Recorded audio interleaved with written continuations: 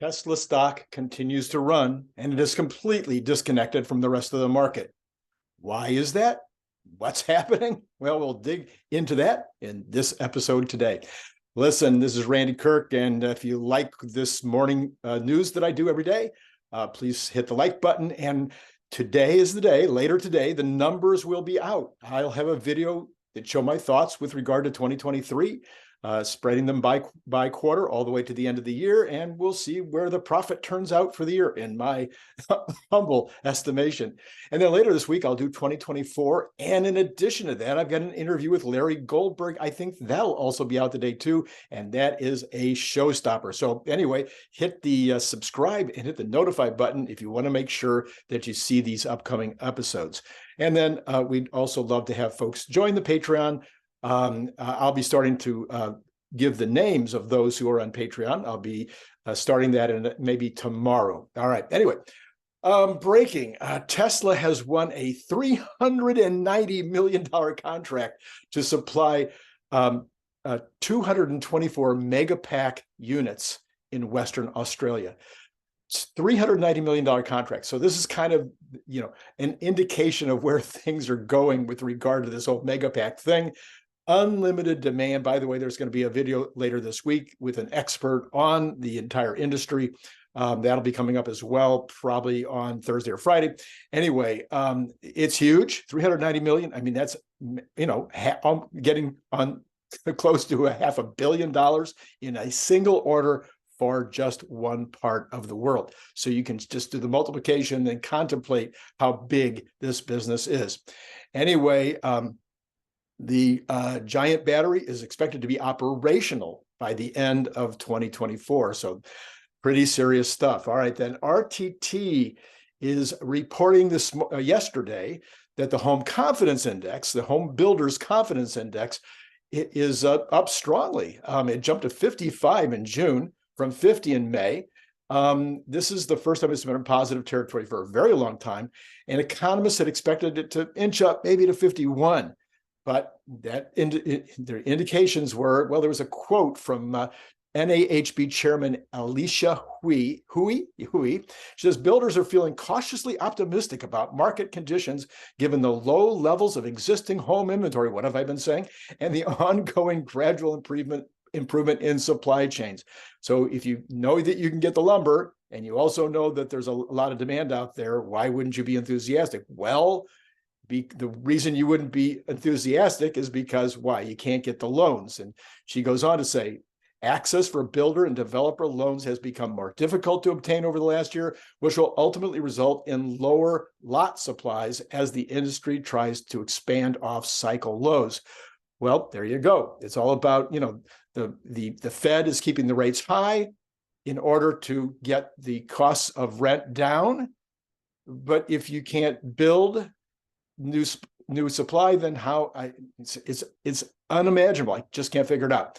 Anyway, and then this morning, the single housing family start numbers are out this morning, and those rose to 21.7% to a seasonally adjusted annual rate of 1.63 million homes.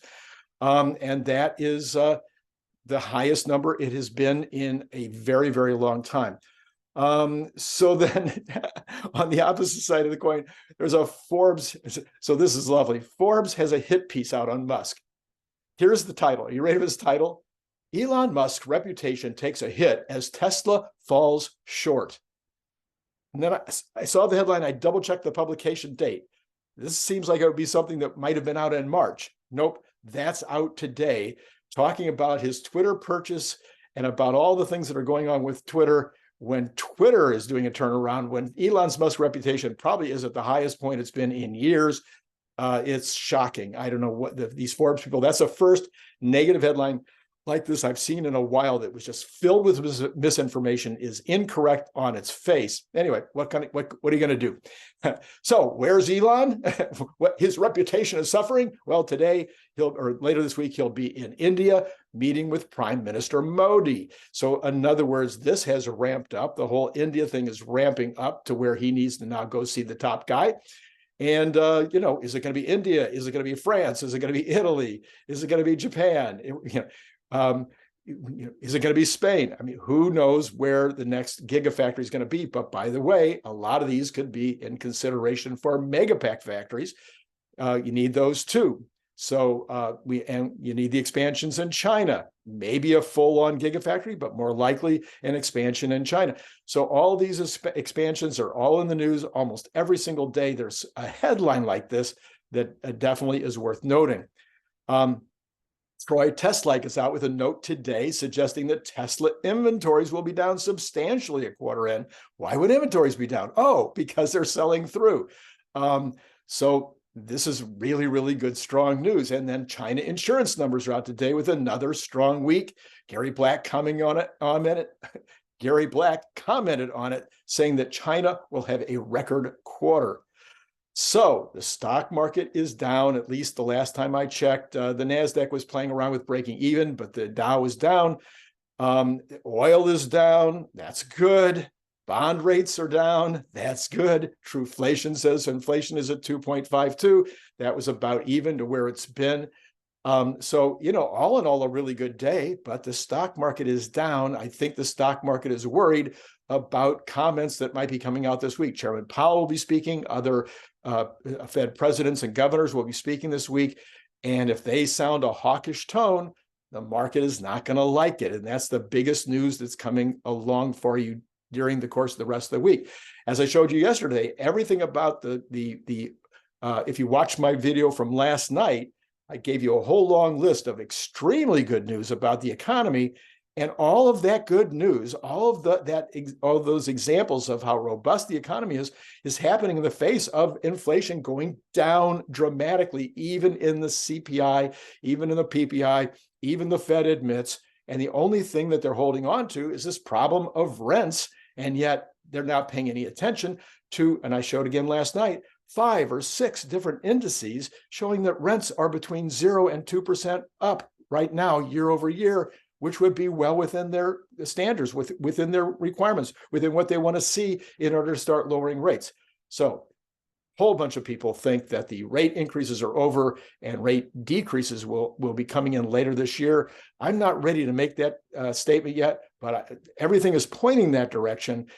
Once the inflation rate gets under that 2% level, the Fed will almost they will almost be forced to lower their interest rates. So anyway, that's what I've got for you today. If you like this morning's information, if it's helpful, if it's useful, please hit the like button.